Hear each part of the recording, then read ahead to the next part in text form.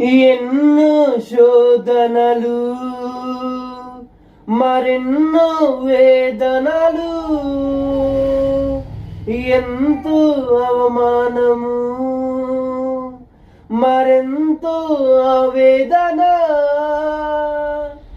వాటి నుండి తప్పించి నీదు చింతనను చేర్చి, వాటి నుండి తప్పించి నీదు చింతనను చేర్చి కాచి కాపాడినావు గడచిన కాలమంతా.